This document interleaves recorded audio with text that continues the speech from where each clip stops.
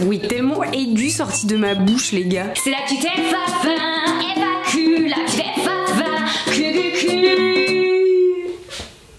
QQQ. Ouais, mais non. Vous l'aurez compris, les loustiques, c'est la petite... Les loustiques, sérieusement, non, les chats. Les chats, en fait. Pourquoi j'ai voulu changer d'intro comme ça? Ça ne va pas. C'est la petite FAQ annuelle. Ça fait un bail que j'ai pas fait d'FAQ. En fait, je fais une FAQ tous les ans. Bah, parce qu'il faut avoir des choses à dire dans une FAQ quand même. Bon, même si vous me connaissez, au vu de mon débit de parole, je pense que je pourrais faire une FAQ tous les mois, ça serait pareil. Mais je me suis dit, comme les FAQ, c'est souvent les mêmes questions qui reviennent, j'ai fait appel à votre originalité, les gars, en termes de questions. J'espère que vous avez envoyé du lourd. J'ai essayé de sélectionner des petites pépites et je vous propose de démarrer de suite. On ne me voit plus. Ça change en vrai, non, les plans de vidéo de loin comme ça. Oh, j'avais grave envie de tourner la vidéo debout aujourd'hui. Je pense, les gars, que je suis pleine de vigueur, d'énergie. Hop, hop, hop, pour cette petite FAQ, on s'échauffe. J'arrête là. Histoire de démarrer cette FAQ en entrant bien dans des sujets de société en mode hyper actuel. La première question à laquelle j'ai envie de répondre: est-ce que tu t'es déjà posé des questions sur ton identité de genre ou sur ta sexualité? Alors, pour être honnête avec vous, les chats, je me suis jamais posé de questions sur mon identité de genre. Je me suis toujours sentie femme. Par contre, il y a vraiment quelque chose dont je me souviens quand j'étais très très jeune, en primaire. Ouais, je devais avoir entre 6 et 10, 11 ans, je dirais, si je me souviens à peu près des âges qu'on a en primaire. Les gars, ça remonte maintenant. Ça fait plus de 20 ans, donc s'il vous plaît, laissez-moi tranquille. Je rêvais d'être un petit garçon. À l'époque d'ailleurs, ça se disait beaucoup quand on était une jeune fille et qu'on était souvent habillé un petit peu avec des tenues de garçon. Hein. Aujourd'hui, c'est bizarre de dire ça parce qu'on essaye un petit peu de sortir de ces clichés, mais à l'époque, moi, quand j'étais enfant, on parlait vraiment de petites filles garçons manqués ou de garçons qui étaient des filles manquées, c'est-à-dire que on considérait que certaines jeunes filles avaient des comportements ou des tenues plutôt masculines et vice versa. C'est vraiment comme ça qu'on parlait à mon époque en fait, tout bêtement. Moi j'ai vraiment grandi avec en tête les mots filles manquées, garçons manqués, etc. Heureusement aujourd'hui on arrive à sortir de ce genre de clichés, mais c'est vrai que moi ma génération c'était ça, et je pense que les générations d'avant encore plus que moi. Quand j'étais petite on me considérait comme un garçon manqué parce que du coup je m'habillais avec des tenues considérées comme étant des tenues de garçon. Alors en fait les gars, clairement je portais des joggings, je portais des baskets, je portais des sweats, enfin, en fait qu'est-ce qu'on s'en fout, je veux dire, encore à l'heure d'aujourd'hui j'adore me trimballer en jogging, en sweat, en legging, etc. Enfin très clairement ça n'a pas changé. Puis pareil, je pratiquais des sports qui étaient considérés comme des sports plutôt masculins, ce qui est totalement nul à chier les gars, étant donné que, désolée pour la vulgarité, mais je suis la première à me battre contre ce genre de clichés au niveau du sport, c'est-à-dire que n'importe quelle femme peut pratiquer le même sport qu'un homme et vice versa. Les hommes ont le droit de faire de la danse en fait, tout bêtement, voilà. Moi je faisais par exemple du tennis, je faisais des sports de combat, j'avais un grand frère en plus qui a 10 ans de plus que moi, j'ai un grand frère qui a 10 ans de plus que moi les gars, d'ailleurs désolé Flo, j'ai dit j'avais, comme si tu n'étais plus près de moi, mais tu es largement près de moi. Et en fait j'ai toujours voulu faire un petit peu les mêmes sports que mon frère, m'habiller même avec les vêtements de mon frère. Putain, je me rappelle que je piquais les fringues de mon frère. Si je vous retrouve des photos les gars, je vous les mets parce que c'est pépite. Et en fait ouais, je me sentais bien, j'ai vraiment ce souvenir de moi qui avait très envie d'être un garçon parce que je trouvais que c'était moins chiant. Je me disais putain, mais quand t'es un mec c'est génial, t'as pas tes règles. Déjà ça les gars, autant vous dire que vous avez un cadeau béni des dieux. Vous n'avez pas vos règles, vous ne savez pas ce que c'est que le SPM, que tous les soucis en fait qu'on a en tant que femme quand on a nos règles. Donc franchement, kiffez votre life. Donc ouais, il y avait ça, il y avait le côté où je me disais putain, il y a pas la grossesse, il y a pas le fait d'accoucher parce que vous savez la peur bleue que j'ai concernant la grossesse, concernant l'accouchement. En fait, ouais, je voyais que les côtés positifs d'être un garçon. Il y avait aussi le côté où on se sent moins en danger quand on est un garçon que quand on est une fille. Alors attention, c'est à prendre avec des pincettes, évidemment. Il y a des hommes qui se font agresser, que ce soit dans la rue, que ce soit parfois par leur conjointe ou leur conjoint. Mais ce que je voulais dire, c'est que en tant que femme, je pense que on est vraiment flippé de tout aujourd'hui. On a peur de la moindre tenue qu'on va porter parce qu'on va aller à l'extérieur, on a peur de rentrer seule, on a peur de se faire agresser à tout moment et c'est très compliqué d'être une femme dans la société d'aujourd'hui et ça l'est déjà depuis très longtemps d'ailleurs. Donc je me suis jamais vraiment posé la question de est-ce que je suis une petite fille ou est-ce que je suis un petit garçon. Je me suis toujours sentie fille, je me suis toujours sentie femme. Par contre, j'ai eu plus jeune cette envie, ou plutôt j'ai été déçue de pas être née garçon parce que je voyais vraiment tous les côtés positifs que ça pouvait m'apporter d'être un garçon plutôt que d'être une fille. Et ensuite en ce qui concerne ma sexualité, je pense que comme tout le monde, je me suis déjà posé des questions. Et d'ailleurs, je pense que c'est pas du tout tabou d'en parler, au contraire, c'est même important d'en parler, je pense. Et c'est presque normal, je pense, de se poser des questions sur sa sexualité. On se pose des questions surtout aujourd'hui, donc pourquoi pas sur la sexualité, j'ai envie de vous dire. J'ai jamais testé, je vais être honnête avec vous, ça y est là on rentre dans des débats les gars et je vous raconte des trucs assez intimes. Mais bon, on est plus à ça près vous et moi. La vérité, j'ai jamais essayé d'avoir une expérience avec une femme parce que que je pense que j'en ai jamais vraiment ressenti une envie profonde, ou parce que peut-être j'ai jamais eu l'occasion. C'est très bizarre. Là, si Thibaut rentre à ce moment de la vidéo, je pense qu'il va me dire, enfin calme-toi, ça veut dire que si t'en avais l'occasion, t'irais tester alors qu'on est en couple depuis 5 ans. Non mais ça va meuf. J'ai jamais forcément ressenti l'envie, ou plutôt le désir pour une femme qui m'aurait donné envie d'essayer. Donc du coup j'ai pas eu cette occasion là. Par contre oui, je me suis déjà posé la question, je me suis déjà demandé, mais est-ce que en fait je préférerais les femmes? Est-ce que ce serait mieux aussi d'être en couple avec une femme? Bon, parce que des fois voilà, on est en mode putain, les mecs ils nous font chier, et on se dit à tout moment c'est plus facile d'être avec une meuf. En vrai je sais pas si c'est plus facile d'être avec une meuf, parce que vu comment je vois des fois c'est les amitiés fifi, voilà. Mais non voilà, je me suis déjà posé la question en mode bah est-ce que j'ai déjà ressenti quelque chose pour une fille? Est-ce que finalement un jour peut-être je vais me sentir attirée par une femme? Ça m'est pas encore arrivé, mais on peut jamais dire jamais entre guillemets. Là encore Thibaut va flipper s'il voit ce moment de la vidéo. Non en fait c'est des choses qu'on peut pas vraiment savoir tant qu'on n'a pas vraiment expérimenté, j'ai envie de vous dire, ou tant qu'on n'a pas ressenti à un moment donné quelque chose qui pourrait faire qu'on se dit ah ouais putain en fait peut-être que c'est ça finalement ma véritable orientation sexuelle, ou je sais pas. En tout cas jusqu'à présent je suis hétérosexuelle les gars, je suis très bien avec mon chéri, donc je ne pense pas que c'est quelque chose qui va changer. Peut-être que c'est quelque chose qui changerait si ça n'allait plus avec Thibaut et que je me retrouvais un jour face à une femme qui pourrait potentiellement m'attirer, mais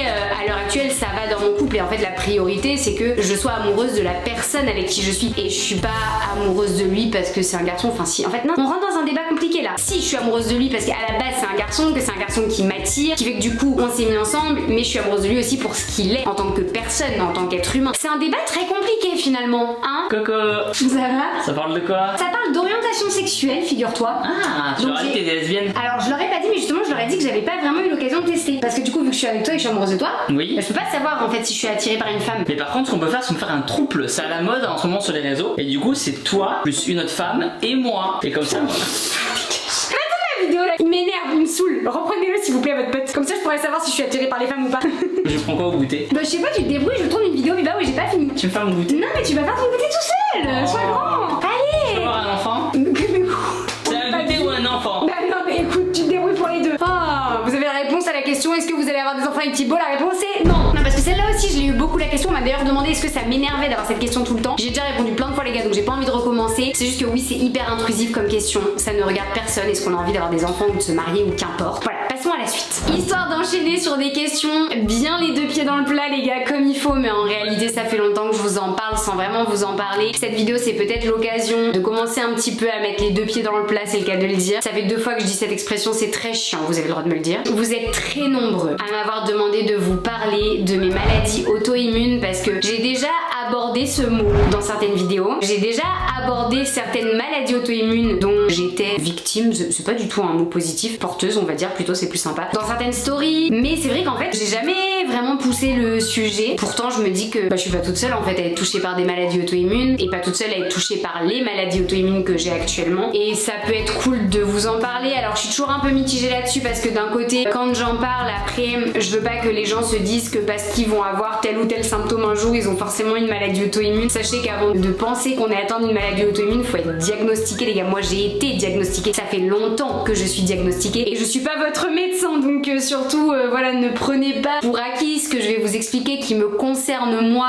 et uniquement moi. Et je vous en parle pas non plus parce que c'est vrai que parfois on me dit tu sais faut pas parler de ses problèmes de santé sur les réseaux parce que ça peut t'empêcher d'avoir certaines opportunités dans la vie, ça peut te poser des problèmes aussi si mettons ton banquier ou je ne sais qui regarde tes vidéos et tes réseaux et se dit finalement cette fille est malade. Bon écoutez, moi j'ai envie de vous dire aujourd'hui je trouve que c'est hyper important de libérer la parole, surtout on est des êtres humains les gars, on n'est pas des machines. À un moment donné c'est juste la vie potentiellement d'avoir des petits soucis. À partir du moment où on est suivi, on fait les choses correctement etc. Quand je vois les personnes en situation de handicap avec qui Thibaut a tourné des vidéos, je me dis wow les gars ça va, genre on est tous capables de faire des trucs de fou quels que soient nos problèmes de santé. Je pense une maladie ne nous définit pas. J'ai 2 maladies auto-immunes actuellement qui sont déclarées et pour lesquelles je suis suivie. Un vitiligo que j'ai, je vous en ai d'ailleurs pas mal déjà parlé quand même du vitiligo, là-dessus j'ai assez été transparente avec vous je pense. Je l'ai depuis que j'ai 8 ans, c'était une dépression de l'enfant. Je vais pas rentrer dans les détails là parce que c'est assez long, mais vous m'avez demandé une vidéo spécifique à ce sujet, peut-être un jour. Dépression l'impression de l'enfant qui en fait a déclenché chez moi un vitiligo. Un vitiligo c'est quoi? C'est une dépigmentation de la peau, donc en fait vous perdez votre mélanine sur la peau, donc ça peut être n'importe où, et ça vous crée des taches blanches en fait sur la peau. Ça se voit forcément plus sur les personnes de couleur parce que parfois on me dit ouais Juju ça va, ça se voit pas beaucoup, et c'est vrai, là-dessus j'ai de la chance. Ça se voit plus quand je suis bronzée évidemment l'été, mais sinon au cours de l'année ça se voit beaucoup moins, surtout que j'ai tendance à être très blanche en hiver. Et puis c'est localisé aussi, c'est-à-dire que moi à la base j'en avais un petit peu sur les mains, un petit peu autour de la bouche, on a réussi à les faire partir, et maintenant en fait j'en ai globalement autour des yeux, donc c'est très localisé. Ça s'est un petit peu élargi d'ailleurs, et c'est vous qui m'avez fait la réflexion en message privé comme quoi ça descendait un petit peu en dessous des yeux. On croit tout le temps que je suis maquillée, mais pas du tout, c'est un vitiligo. Donc le vitiligo en soi, c'est surtout qu'il faut faire très attention à l'exposition au soleil. Pas en dessous d'une crème indice 50, les gars, je vous le dis, en fait à l'heure d'aujourd'hui tout le monde devrait mettre des crèmes indice 50. On se protège vraiment du soleil, tout simplement parce que les zones de la peau où il n'y a plus de mélanine, ce sont des zones de la peau qui ne sont plus du tout protégées. C'est-à-dire que déjà que le soleil est agressif pour la peau où il y a de la mélanine, alors pour la peau où il y en a plus, autant vous dire que ça peut à terme entraîner tout ce qui est cancer de la peau et d'autres problèmes de peau plus ou moins dangereux, plus ou moins graves. Il y a beaucoup de précautions à prendre quand on a un vitiligo. Au quotidien c'est un peu chiant parce qu'il faut éviter tout ce qui est frottement, donc faudrait pas porter de leggings, faudrait pas porter de jeans, faudrait pas porter de choses qui sont serrées, qui sont proches du corps. Autant vous dire les gars que ça fait longtemps que voilà, parce qu'en fait sinon presque tu vis plus. Il faut éviter de se frotter quand tu sors de la douche, quand tu t'essuies les mains, etc. Faut tamponner les serviettes. Donc voilà, c'est des petites habitudes à prendre au quotidien, mais personnellement dans mon cas c'est quelque chose que j'ai appris à vivre bien avec le temps. Vous le savez, le vitiligo est aussi responsable chez moi d'une mèche blanche dans les cheveux. J'ai une très grande mèche blanche, j'en ai plusieurs d'ailleurs, j'en ai des petites aussi un petit peu cachées qu'on voit beaucoup moins maintenant. J'ai également des cils qui sont blancs, des sourcils qui sont blancs, et là les gars on va rentrer dans un détail. Est-ce que vous voulez savoir quelle partie de mon corps est dépigmentée? Sachez que ce n'est pas moi qui l'ai découvert, vous allez vous douter très bientôt qui a découvert ça. J'ai le trou du cul dépigmenté les gars, voilà, ça c'est dit, c'est calé putain dans le genre glamour, ça y est vous allez tout savoir sur moi, c'est presque un peu trop intime cette vidéo. Non, la vérité je vous jure que j'ai l'arrêt des fesses, le tour de mon anus, voilà, qui est très dépigmenté d'ailleurs, et du coup j'ai des poils pubiens blancs, voilà, tout simplement parce que la dépigmentation de la peau ça survient sur des zones de frottement, et donc forcément si tu mets un string, les fesses aussi, de façon générale en fait les fesses c'est très serré, enfin je veux dire l'arrêt des fesses les gars c'est collé, donc en fait ça frotte tout le temps, donc les zones de frottement en fait constantes sont des zones qui dépigmentent beaucoup plus rapidement. Voilà, pour le vitiligo je pense qu'on est bon.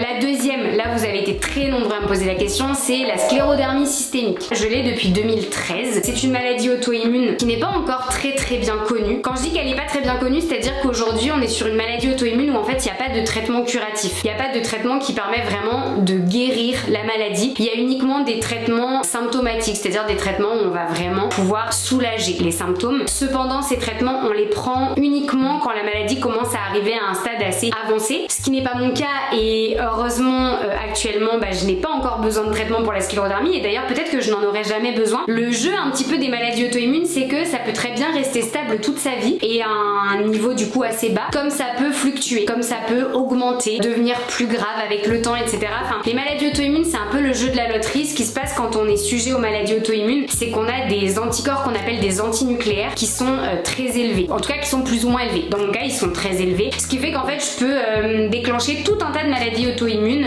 tout au long de ma vie. Tu peux en déclencher une par-ci, une par-là, et c'est pas parce que t'en as une que t'en déclencheras pas une autre, et vice versa. Donc c'est ça qui est un petit peu compliqué, c'est qu'on sait pas trop à quoi s'attendre, donc c'est pour ça qu'il faut être très bien suivi et avoir voilà, les bons médecins autour de soi, faire les bons check-up. Donc moi annuellement je suis à l'hôpital pour faire les check-up qu'il faut, pour être sûr que tout va bien. J'ai eu une période dans ma vie où j'ai fait l'autruche, où j'ai pas du tout eu envie d'aller à l'hôpital parce que je ne connais que trop bien l'hôpital, et donc du coup j'en ai eu marre et j'en avais marre d'être suivie. J'étais en mode allez vas-y c'est bon, j'en ai marre qu'on me parle de maladies auto-immunes par-ci par-là, etc. Je fais ma vie, si un jour vraiment j'ai un problème de santé on avisera. Et en fait à un moment donné je suis tombée sur un chéri, aka mon bibou, qui m'a dit mais c'est nul de faire ça, ce serait beaucoup mieux que tu sois suivi à l'hôpital juste une fois par an, c'est rien, c'est une journée, pour faire en sorte justement de se rassurer tous les ans et de surveiller pour que en fait tu ne finisses pas à l'hôpital le jour où ça devienne vraiment grave. Et notamment aussi parce que quand j'ai rencontré Thibaut, en fait j'ai déclenché un des symptômes assez chiants de cette maladie, c'est les problèmes respiratoires. Il y a différents types de symptômes pour la sclérodermie. Il y a un des symptômes, c'est le syndrome de Raynaud. Alors tout de suite je préviens, ce n'est pas parce que vous avez un syndrome de Raynaud que vous avez une sclérodermie. Rassurez-vous, le syndrome de Raynaud ça touche énormément de personnes. Vous savez, c'est quand vous avez les doigts des mains, des pieds, etc. jaunes, blancs, complètement gelés, que vous avez l'impression que vous allez les perdre tellement vous avez mal et tellement qu'on dirait qu'ils sont même plus en vie, tu sais. Vous pouvez faire des engelures au niveau des mains, des pieds, etc. Mais un syndrome de Raynaud n'est pas égale à une sclérodermie. Dans mon cas, parce que j'ai une sclérodermie, j'ai un syndrome de Raynaud, parce que c'est un des symptômes de la maladie. Mais c'est pas parce que vous avez un syndrome de Raynaud, je le redis, que vous avez une sclérodermie, histoire de détendre un petit peu tout le monde. Le syndrome de Raynaud, moi dans mon cas, il est assez soft entre guillemets, c'est-à-dire que l'hiver potentiellement je vais faire des engelures au niveau des orteils, donc j'essaie de faire très attention avec des chaufferettes, avec des grosses chaussettes, etc. Très régulièrement, je perds totalement les doigts de mes mains, c'est-à-dire que mes doigts deviennent jaune blanc, je ne sens plus rien, je peux plus les bouger. Donc du coup, j'ai les capillaires sanguins au niveau des extrémités qui sont assez abîmés. Donc pour ça, on fait pas mal de Doppler par exemple, ou bien de capillaroscopie à l'hôpital pour surveiller un petit peu tout ça. Concernant la respiration, c'est un symptôme qui est arrivé quand j'ai rencontré Thibaut, qu'on n'arrive pas à expliquer encore aujourd'hui. Donc j'ai rencontré Thibaut en 2017, ça fait 5 ans. J'ai des périodes de l'année où je suis prise de genre de pseudo-crise d'asthme alors que je ne suis pas asthmatique. Des fois, je peux tourner pendant 1 heure autour de mon lit à essayer de trouver ma respiration pour m'endormir, parce qu'en fait la sensation c'est, vous savez, en gros c'est genre je respire et c'est comme si je n'arrivais jamais à reprendre pleinement mon oxygène dans mes poumons, et qu'en fait je suis un peu comme ça et j'arrive pas, et au bout d'un moment, d'un coup t'as la respiration, tu sais, tu fais le et là genre ah putain ça y est, il y a tout l'air qui s'est enfin remis complètement dans mes poumons et je suis soulagée. Et sauf que bah ça peut arriver à certaines périodes toutes les 2-3 minutes de devoir réussir à retrouver cette fameuse respiration. Parfois du coup je suis obligée de me forcer à bâiller pour essayer d'oxygéner mes poumons. Donc on va dire que c'est assez handicapant au quotidien, notamment aussi parfois dans ma pratique sportive. Mais on m'a toujours dit que la meilleure chose que je pouvais faire pour ma santé en général et pour ma sclérodermie, c'était de faire du sport. Donc je continue mon sport coûte que coûte parce que c'est hyper important. Mais après voilà, la sclérodermie ça peut engendrer à des niveaux plus importants beaucoup de problèmes au niveau pulmonaire, au niveau cardiaque, etc. Donc c'est pour ça que tous les ans je fais des examens de santé au niveau du cœur, au niveau des poumons, pour vérifier notamment que ça va bien, que mon petit cœur est en bonne santé. C'est pour ça que depuis ces 5 dernières années, j'ai décidé d'arrêter de faire l'autruche, de prendre un petit peu plus au sérieux ma santé. Et rassurez-vous, je vais très bien, je suis très bien suivie. Moi j'ai une question assez intéressante. On me demande est-ce que j'aimerais créer ma marque de vêtements de sport. C'est une question qu'on m'a souvent posée de façon générale. Non, j'ai pas forcément envie de créer ma marque de vêtements de sport. J'ai pas envie de créer ma marque de vêtements de sport. Déjà, première chose les gars, parce que soyons honnêtes un petit peu entre vous et moi. Est-ce que vous le voyez venir, le petit plat, le petit le petit maman, le petit placement? La vérité les gars, je suis ambassadrice de chez Gymshark depuis... ça va faire 1 an au mois d'août, presque 1 an que je suis ambassadrice de la marque Gymshark, et que c'est une marque que j'adore parce que leurs vêtements sont hyper confortables, leurs vêtements sont hyper efficaces aussi par rapport au sport que je pratique, c'est-à-dire que le crossfit est un sport où je passe mon temps le cul au sol les gars, et en termes de qualité, autant vous dire qu'il faut des vêtements résistants. Je n'ai pas tué un seul de mes leggings Gymshark et pourtant j'ai le cul par terre à peu près tous les jours au crossfit depuis que je les ai, et c'est pas faute de les avoir portés un certain nombre de fois, donc très clairement c'est une marque aujourd'hui que j'affectionne beaucoup. Je suis très contente de travailler avec eux, ils sont très à l'écoute voilà, des différentes propositions que je leur fais quand je dois créer du contenu pour eux. C'est une belle marque qui a une belle image aujourd'hui dans le milieu du sport, et très sincèrement moi aujourd'hui mon métier c'est d'être sur YouTube, c'est de créer du contenu, etc. J'ai pas forcément envie de me lancer dans la confection d'une marque de sport à côté parce que c'est un tout autre travail et c'est pas forcément ça mes ambitions sur les réseaux on va dire, et dans mon métier aujourd'hui. Je vois à quel point c'est pas évident de gérer une société déjà avec pas beaucoup de salariés, et alors quand tu veux gérer une société avec autant de salariés, et c'est encore un autre boulot, c'est beaucoup de management au final, et moi aujourd'hui mon travail c'est pas le management, donc je me verrais pas forcément créer une marque de vêtements de sport pour ces raisons là. Je suis très contente en fait de bosser dans ma boîte avec ma maman, mon caméraman, mon monteur vidéo à qui on fait des bisous parce que c'est lui qui va se taper le montage de cette vidéo très longue les gars, et en fait ça me va très bien de travailler avec une marque que j'affectionne qui est Gymshark dans les vêtements de sport plutôt que de vouloir créer ma marque. Je suis très bien avec eux, et d'ailleurs j'en profite les gars parce qu'il vous reste que très peu de jours je crois. Mais si vous n'étiez pas au courant, c'est les soldes chez Gymshark et vous avez jusqu'à moins 60% sur tout un tas de produits. Donc c'est le moment de vous faire plaisir. La tenue d'ailleurs que je porte actuellement, qui est, on va pas se mentir, sacrément canon et hyper confortable, que ce soit pour t'entraîner ou pour chiller à la maison, est en solde. Elle fait partie des promos. Cliquez sur le lien dans la bio.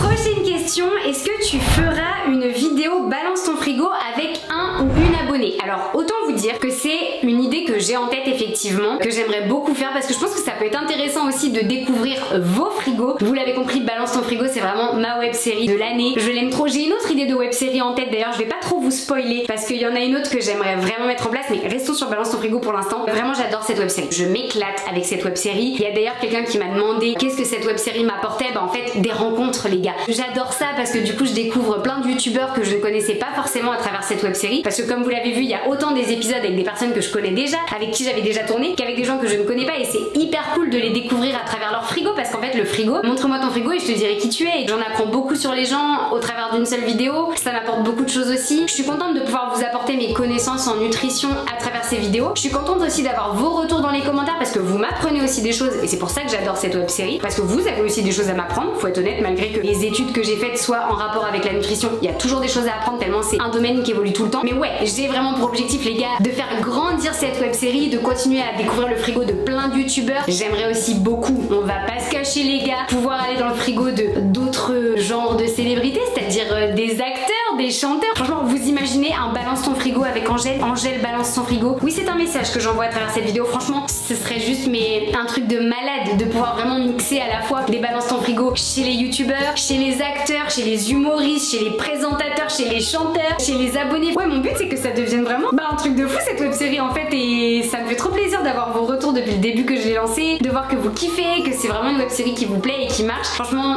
cœur sur vous les gars, vous êtes des amours. Prochaine question, vous me le demandez très souvent sur mes réseaux sociaux, mais je vous en ai jamais tellement parlé, en tout cas pas énormément. Est-ce que j'ai toujours mon ancienne jument, de qui je vous parle quelquefois, Pretty Woman, je vous la mets juste là. Elle porte très bien son nom, je vous le fais pas dire. Je l'ai toujours, c'est toujours ma jument, je suis toujours sa propriétaire. En revanche, non, elle n'est pas près de chez moi. Elle est restée près de chez mes parents dans le nord de la France, enfin dans le nord, Paris, calmons-nous. Ça y est, la meuf devient toulousaine, elle pense que tout ce qui est au-dessus de Bordeaux c'est le nord. Pas du tout, on va se détendre tout de suite les gars. Mais voilà, elle est en région parisienne tout simplement parce qu'aujourd'hui avec le métier que j'ai, je suis tout le temps à droite à gauche, je suis très rarement à la maison, et même si j'ai longtemps hésité à la faire venir près de chez moi parce qu'elle est à la retraite, elle a 19 ans hein, ma petite bébé, donc elle fait sa petite vie dans un pré, et puis je vous l'avais déjà raconté en vidéo YouTube, j'ai eu un très grave accident avec elle qui fait qu'elle a été retraitée en fait à l'âge de 5 ans, au tout début de nos années de concours. Elle est dans un pré où elle vit très clairement sa best life les gars, et surtout en fait j'ai trouvé quelqu'un qui s'en occupe à merveille, qui va la voir tous les jours, qui lui fait ses soins parce qu'à 19 ans c'est une jument qui a besoin de certains soins, qui s'occupe d'elle. Mes parents essayent d'y aller régulièrement, moi quand je remonte à Paris je vais la voir, parfois je vous le montre, parfois pas. À un moment je me suis posé la question de en fait putain mais je l'aime tellement, je voudrais qu'elle soit à côté de moi, je voudrais en vrai qu'elle soit là à 5 minutes de ma maison, mais ce serait égoïste parce qu'aujourd'hui elle a quelqu'un qui s'occupe bien d'elle et moi je pourrais pas m'en occuper autant avec le boulot qu'on fait, avec le fait d'être tout le temps d'un bout à l'autre de la France, même d'un bout à l'autre de l'Europe par moment. Enfin je préfère qu'elle vive une belle vie là-haut près de mes parents, près de cette personne qui s'en occupe bien, et que moi j'aille la voir de temps en temps, même si parfois c'est dur parce que j'aimerais qu'elle soit plus près, mais plutôt que de la ramener égoïstement et de pas être assez présente pour elle, ce serait pas bien de ma part. Et voilà, c'est un être vivant qui a besoin de quelqu'un auprès d'elle tous les jours, et malheureusement aujourd'hui, à la différence de quand j'étais plus jeune, je peux pas lui offrir ça, pas pour l'instant en tout cas. Peut-être que plus tard je pourrais à nouveau lui offrir, parce que je compte bien qu'elle reste encore un petit moment la petite Pretty. Si ça peut répondre un petit peu à votre question, je pense qu'il faut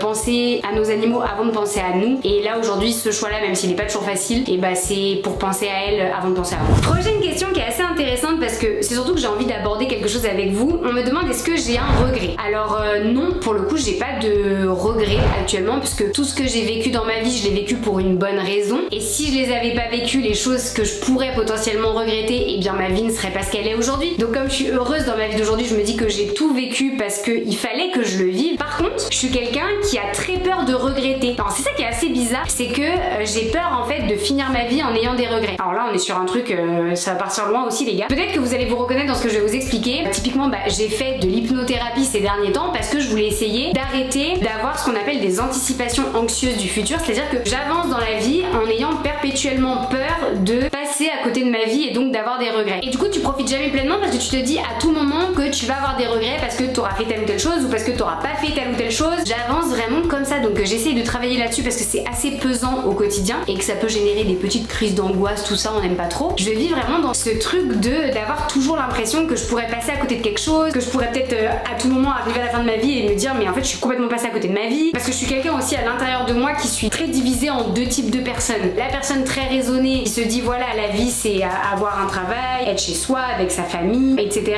Et la personne hyper aventurière qui aurait envie de vivre sa vie sur des coups de tête tout le temps, d'être tout le temps à l'autre bout du monde, de vivre en mode pas la van life mais genre la nature life, je sais pas si ça existe, enfin, c'est assez encombré dans ma tête clairement les gars. Mais du coup ouais en fait j'ai vraiment ce truc là un peu en moi de me dire putain imagine j'arrive à 85 ans et je me dis waouh en fait j'ai fait tout ça j'aurais pas dû, ou bien j'ai pas fait tout ça et j'aurais dû. Et en vrai je pense que tout être humain que nous sommes sommes. On vit tous un peu avec ça. Je sais pas si quelqu'un un jour peut réellement terminer sa vie en se disant j'ai fait absolument tout ce que je voulais faire et je ne regrette absolument rien. Enfin, j'espère vraiment qu'il y a beaucoup plus de personnes que ce qu'on pense qui finissent leur vie comme ça. Mais des fois, je me dis, est-ce que c'est vraiment possible? Parce que je me dis, putain, la vie, elle est tellement courte, la vérité, les gars. La planète, elle a plus de 230 millions d'années. Mais on est quoi, nous, à l'échelle de la planète? On est rien, des espèces de petites poussières, là, qui ne faisons que passer sur même pas une microseconde. Et en plus de ça, quand on passe, on fait pas forcément que des trucs de ouf. Ouah, 85 ans, parce que c'est à peu près la moyenne de vie chez une femme. Est-ce que c'est assez pour vraiment vivre tout ce que tu veux vivre dans ta vie? Donc voilà, du coup j'ai pas vraiment de regrets, mais j'ai très peur d'en avoir. Et je vis perpétuellement en me disant que j'ai peur d'en avoir. Voilà, c'est le paradoxe de ma tête. C'est compliqué. 3 minutes, on me demande quel est mon plus beau souvenir d'enfance. J'en ai plein des beaux souvenirs d'enfance. Mais un de mes très beaux souvenirs en fait, c'est que quand j'étais petite avec mon papa, on se faisait tous les ans une journée père-fille. C'est-à-dire que tous les ans, on se faisait soit le parc Astérix, soit Disneyland parce que, gros bisous à eux, mon frère et ma maman ont hyper peur des attractions à sensations fortes. Et du coup, bah, c'était notre truc à tous les deux parce que nous on kiffait ça. Et ça fait des années qu'on l'a pas fait. Et c'est là que je me dis, papa, si tu vois cette vidéo, il faudrait qu'on se refasse cette petite journée tous les deux parce que ce serait trop cool.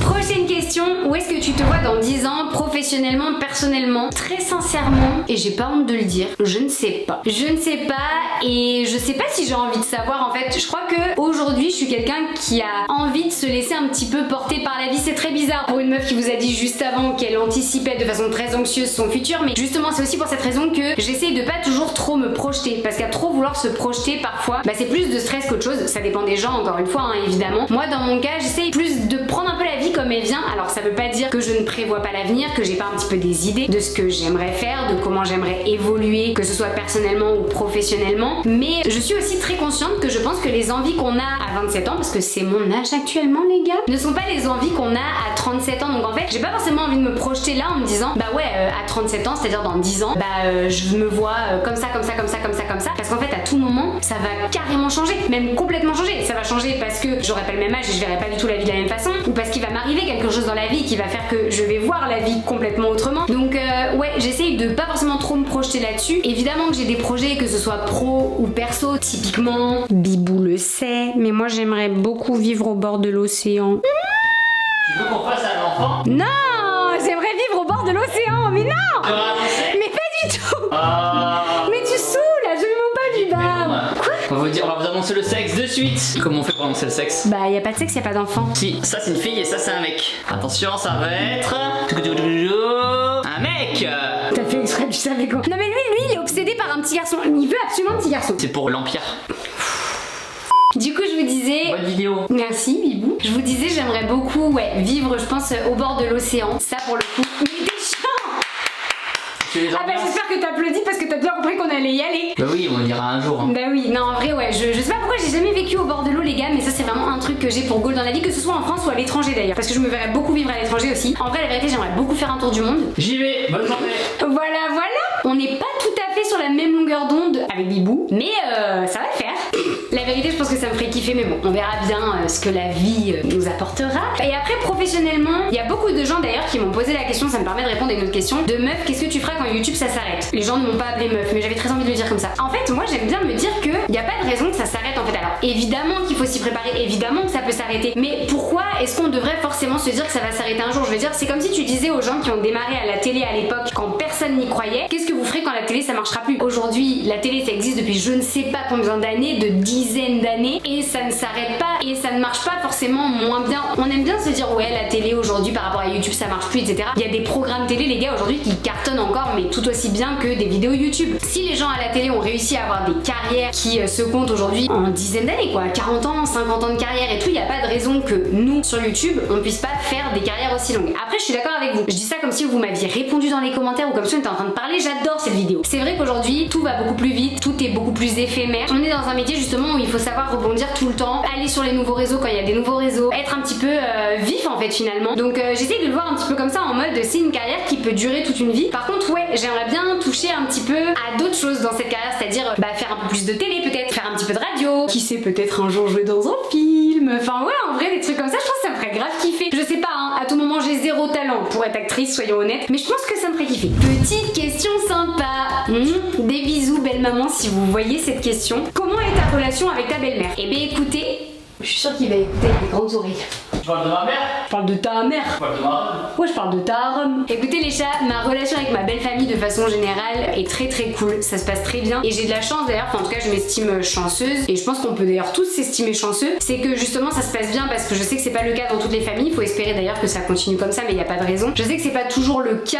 J'ai l'exemple dans ma famille et dans de nombreuses familles autour de moi. C'est pas toujours évident les relations avec les beaux-parents, belle-mère, belle-fille. De façon générale, les relations entre êtres humains ne sont pas faciles. Mais moi j'ai la chance que ça se passe bien. J'ai encore plus de la chance que ça se passe bien dans le sens où moi j'ai déménagé dans le sud pour rejoindre Thibaut, donc moi toute ma famille, mes amis, etc. sont tous sur Paris et donc c'est hyper important en fait d'être bien accueilli quand t'arrives dans un endroit où tu connais personne. Ça a été un gros point, un gros sujet on va dire qui m'a aidé en fait à m'adapter à ma vie dans le sud, d'avoir une belle famille sur laquelle je peux compter, chez qui je peux aller passer du bon temps le week-end et justement on passe un bon moment et justement de pas se dire zut je déménage dans le sud pour mon conjoint et en plus ça se passe pas bien avec la belle famille et du coup tu te retrouves vraiment solo. Je peux parler de pas mal de sujets avec eux assez perso. J'ai jamais vraiment de mal à aborder des choses comme par exemple l'anorexie, des choses que j'ai vécues dans la vie qui sont pas forcément faciles et que je peux aborder avec eux sans trop de difficultés, même sans difficulté tout court, où ils vont pouvoir même des fois me conseiller sur certaines choses et tout. Ouais, c'est hyper agréable de pouvoir avoir ce genre de relation, c'est ce que je souhaite à tout le monde parce que ça peut créer beaucoup de soucis dans un couple quand avec les belles familles ça se passe pas bien. Donc nous on a la chance que des deux côtés ce soit pas le cas et tant mieux. Question qui nous vient de Laetitia.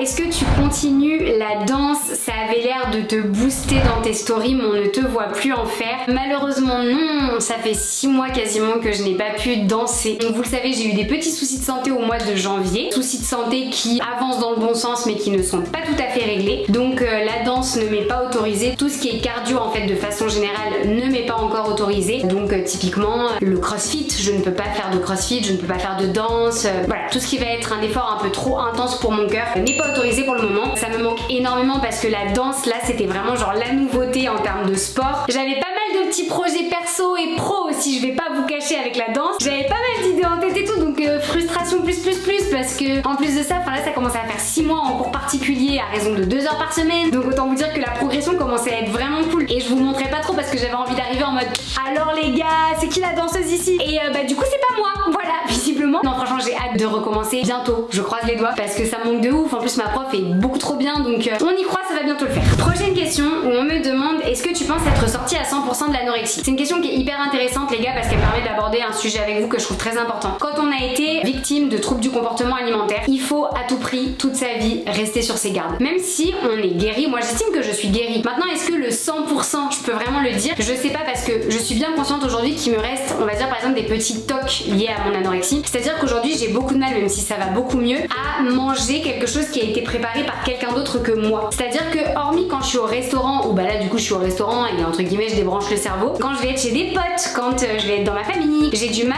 à laisser quelqu'un d'autre cuisiner mon plat. Et ça c'est vraiment un des petits tocs qui me reste de l'anorexie, qui est encore un petit truc à guérir finalement, parce que ça a été déclenché à cause de ça. Enfin je veux dire avant j'avais aucun problème à manger ce qu'on me mettait sur la table. Et ouais en fait c'est toujours ce côté où l'anorexie c'est une maladie où on est extrêmement dans le contrôle et donc il y a encore des petites choses parfois même quand on est guéri qu'on a encore envie de contrôler. Et donc ça en fait partie. Par exemple il y a encore quelques temps, maintenant ça va beaucoup mieux, c'est même guéri, je mettais un temps fou à choisir un plat au resto, voire même parfois je préférais ne pas manger quand on était au resto parce que je ne trouvais pas un plat qui me convenait. Et ça a mis beaucoup de temps ça aussi, ce petit toc là à passer. Alors maintenant il n'y a plus de soucis, quand on est au resto j'arrive toujours à trouver un plat qui me convient, qui me plaît, etc. Et je mets pas 1000 ans à choisir comme avant. Mais j'ai eu une période assez longue aussi où ça c'était très compliqué et très chiant à gérer parce que du coup tu te retrouves en fait à être au resto avec tes potes et en fait à pas manger parce que tu trouves pas ce qui te convient et à manger avant ou après le resto ou à venir avec ton tube au resto. Heureusement que cette passade là m'est passée. Donc c'est pour dire vraiment à quel point il y a énormément de choses à régler dans cette maladie là. Aujourd'hui moi ce qui me reste vraiment c'est ce petit truc de ne pas réussir encore à manger quelque chose qu'on va me préparer. J'ai encore beaucoup de mal ou alors il faut que j'aide la personne dans la préparation. Je sais que je vais y arriver parce que je continue en fait à faire en sorte que tout puisse être guéri, mais c'est pour vous dire à quel point c'est une maladie qui laisse des traces longtemps, qui met vraiment du temps à se régler et qu'il faut rester toujours vigilant. Les troubles du comportement alimentaire les gars c'est comme une addiction à la cigarette, c'est comme une addiction à l'alcool ou qu'importe d'ailleurs. À tout moment il il y a quelque chose qui peut vous faire vaciller à nouveau du mauvais côté, on va dire. Donc très important de rester sur ses gardes. Là où je suis très contente, c'est qu'avec les soucis de santé que j'ai eu en début d'année, j'avais très peur de retomber dans des vieux travers liés à l'anorexie parce que j'avais jamais vraiment arrêté le sport depuis que je m'y suis mise pour sortir de cette maladie là. Et je me disais en fait, le sport c'est vraiment ça qui me maintient en vie, entre guillemets, vous savez, genre si j'arrête le sport, c'est sûr que je redeviens anorexique. Faudrait constater les gars que pas du tout, parce que autant vous dire que c'est pas parce que je me suis pas entraînée pendant un moment et que je m'entraîne beaucoup moins actuellement que je mange moins, que je ne fais pas péter des restos, et du coup en fait ça m'a fait tellement du bien psychologiquement de me rendre compte de ça. Donc sera le mot de la fin de cette question. On me demande si je suis déjà allée au concert de Justin Bieber. Et bah non. J'y suis jamais allée, je suis dégoûtée les gars, parce qu'autant vous dire que si j'allais au concert de Justin Bieber, je serais littéralement la meuf qui sort du lot tellement je suis fan. La meuf est beaucoup trop ouf, non en vrai la vérité. Mon rêve d'aller au concert de Justin Bieber, je pense que vous le savez, je dors Justin Bieber, je rêve Justin Bieber, je mange Justin Bieber, je me lève Justin Bieber, je vis Justin Bieber. Moi Justin Bieber. Mais oui c'est un mon Justin Bieber, oui bah c'est mon JB à moi. Bah ouais. JB non. JB, regarde. Une chanson connue là. Baby you want a banana and funny you say when a banana and sunny ouh. C'est pas lui ça. C'est qui ça? Ah c'est pas lui en tout cas. Ah c'est Pas One Direction. Si c'est One Direction je crois. C'est pareil. C'est pas pareil du C'est la même tout. chose. Zéro respect. Merde. Mais oh là, sors de chez moi. Ne mets pas juste de la pièce de la maison. Mais pète un câble. Mais je rêve. Non mais Justin Bieber les gars. Ah mais mon dieu, je vous jure, j'irai au concert sans lui le jour où j'irai. Et on est sur une fin de vidéo.